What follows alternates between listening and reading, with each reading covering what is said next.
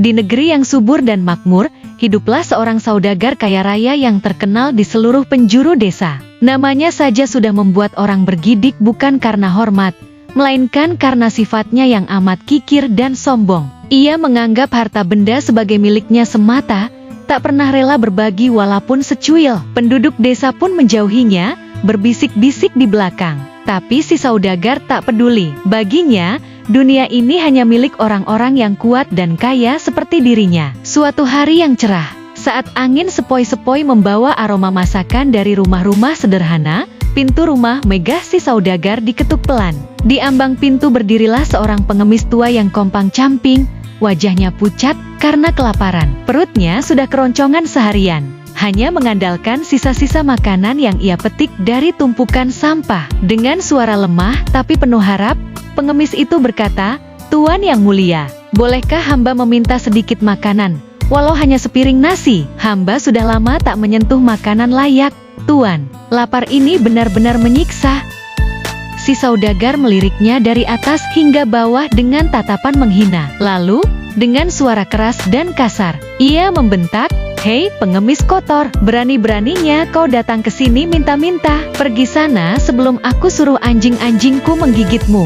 Kau kira aku mengumpulkan harta ini untuk dibagi kepada orang sepertimu? Hilang dari pandanganku." Kata-kata pedas itu menusuk hati si pengemis seperti anak panah. Air matanya hampir jatuh, tapi ia menahannya. Sebelum berbalik pergi dengan langkah gontai, ia masih sempat berujar pelan namun tegas, "Orang sombong seperti tuan akan mendapat balasannya suatu hari nanti. Ingatlah itu." Si saudagar hanya tertawa mengejek, berdiri dengan kacak pinggang di teras rumahnya yang megah, seolah ancaman itu hanyalah angin lalu. Beberapa hari berlalu dengan damai bagi si saudagar, setidaknya begitulah yang ia pikir. Pagi itu, saat ia bangun dari tidur nyenyak di atas kasur empuknya, tiba-tiba ia merasa ada yang salah. Kedua kakinya terasa berat seperti batu, tak bisa digerakkan sedikit pun. Ia mencoba bangkit berkali-kali, mendorong dengan tangan, tapi sia-sia belaka. Panik mulai menjalar di dadanya. Dengan suara gemetar, ia memanggil pembantunya.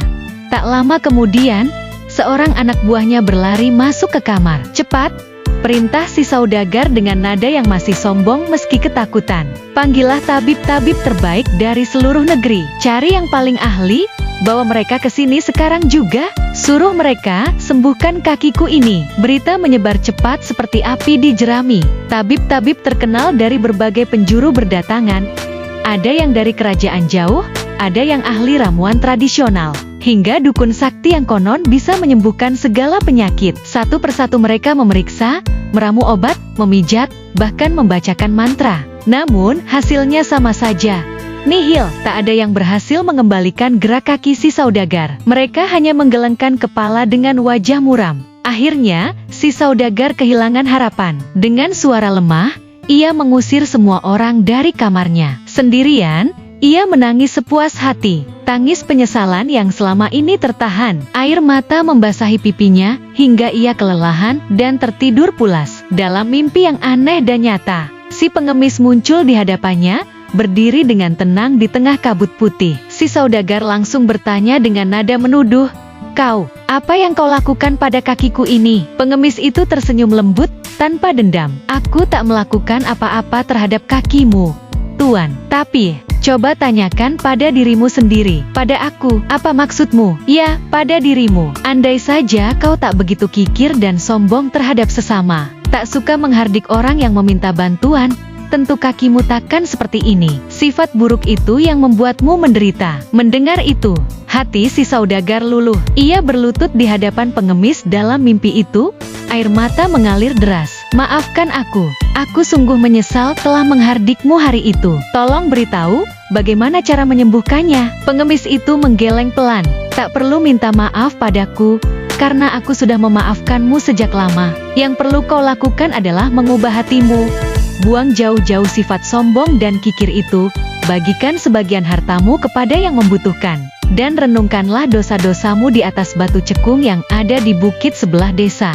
Selama 7 hari 7 malam tanpa henti. Aku berjanji akan melakukannya," jawab si saudagar dengan tulus. Bangun dari tidur, Si saudagar langsung memerintahkan anak buahnya untuk membawanya ke batu cekung itu. Dibantu mereka, ia duduk di atas batu besar yang berbentuk cekung itu, merenung dalam diam, memohon ampun atas segala kesalahannya. Hari demi hari berlalu, hujan turun, angin kencang menerpa, tapi ia tak bergeming. Pada hari ketujuh, saat matahari terbit dengan indahnya, keajaiban terjadi. Dari tengah batu cekung itu, tiba-tiba memancar sumber air panas yang jernih dan hangat, seolah bumi sendiri memberi rahmat. Si saudagar menghentikan renungannya, lalu mandi di air itu dengan penuh syukur. Ajaib, seketika itu juga, kakinya kembali bisa digerakkan, kuat seperti sedia kala. Dengan hati penuh bahagia, ia pulang ke rumah. Tanpa menunggu lama, ia mulai membagikan hampir seluruh hartanya kepada fakir miskin di desa, beras, pakaian, uang, bahkan membangun tempat perlindungan bagi yang tak punya rumah. Sifat kikir dan sombongnya perlahan lenyap, digantikan oleh kedermawanan yang tulus. Penduduk desa yang dulu menjauh, kini datang dengan senyuman, dan si saudagar hidup bahagia dalam kehangatan persaudaraan sejati.